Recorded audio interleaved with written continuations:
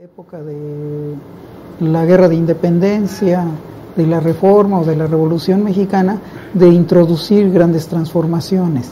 La crisis tiene un lado reaccionario, un lado oscuro, por decirlo así, pero también tiene una posibilidad, y esta posibilidad radica en nosotros. Hay un conjunto de elementos que apuntan al desgaste del régimen político. El régimen político mexicano es un régimen oligárquico, basado en los intereses, en las expectativas de unos cuantos grupos empresariales, 30, 32 grupos empresariales.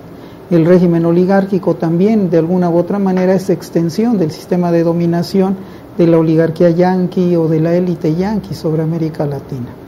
Yo particularmente creo que este régimen está en crisis, que en los últimos, que será 20 años, este régimen electoral, este régimen político sufrió dos grandes derrotas, una en 1988 y otra en 2006. Esto saca a relucir la posibilidad de la derrota del régimen oligárquico en el terreno electoral, en el terreno del sistema de partidos. En México. E incluso en algunas otras regiones ya esto ha ocurrido. En ese sentido, hoy, a pesar de este aparente proceso de fortalecimiento del PRI, aparente en muchos sentidos, pues tiene que ver aquí con una coyuntura muy específica, es algo que está en cuestión. No es algo que necesariamente deba sostenerse si los actores sociales de tipo popular logran construir una unidad diferente. Construir una unidad diferente no implica excluir las formas de participación de cada cual, requiere más bien de la integración y de grandes acuerdos político-nacionales en torno a lo fundamental. Yo creo que hoy existe una necesidad en esta dirección. La crisis ha generado un endurecimiento del régimen que prácticamente evoluciona hacia el fascismo.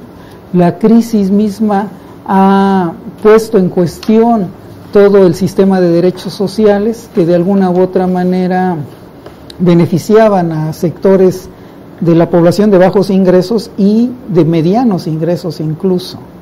Entonces, esta afectación, que de alguna u otra manera se refleja en el endurecimiento del gobierno y en el acotamiento o en el achicamiento de los derechos sociales, nos da la base para pensar en grandes alianzas que pueden correr dentro del sistema de partidos, dentro de los procesos electorales, y que también pueden desarrollarse por fuera de estos procedimientos. Hoy existen condiciones para articular en un solo torrente las resistencias de tipo social, no electorales, con las resistencias sociales que se producen dentro del aparato electoral. Ahora, esto no es propiamente resultado de las buenas intenciones, es resultado de las fuerzas.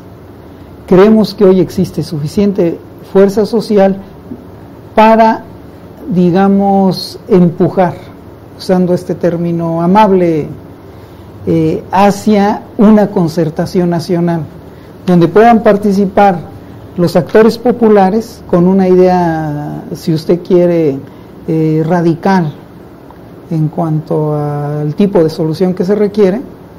Hoy existen las condiciones para articular estos sectores con sectores moderados, que fundamentalmente se mueven en la escena de lo que llamamos los partidos políticos de la izquierda mexicana.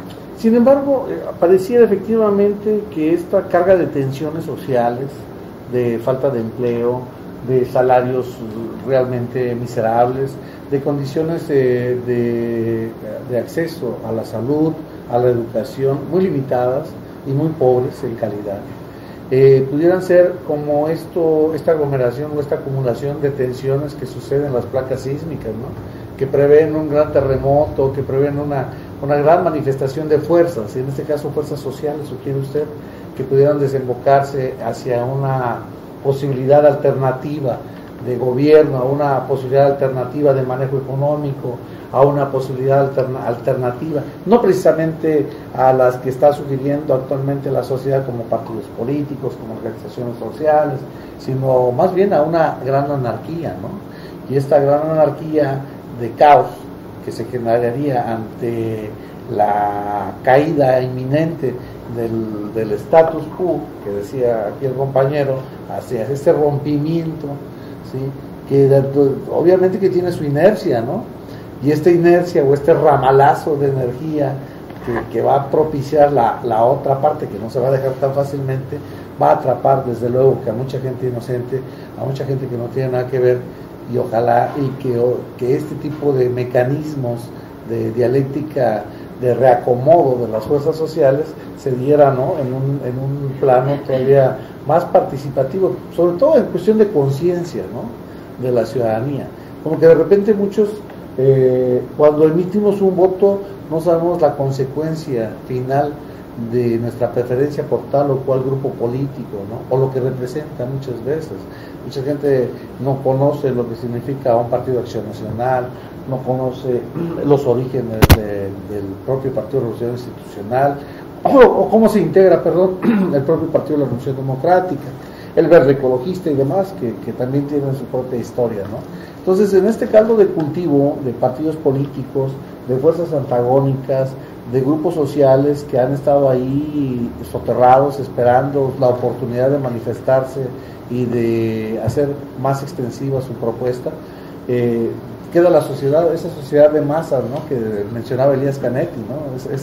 Esa masa inerte que de repente pues se acomoda o se vuelve pues precisamente en el mal manejo de la palabra masa, ¿no?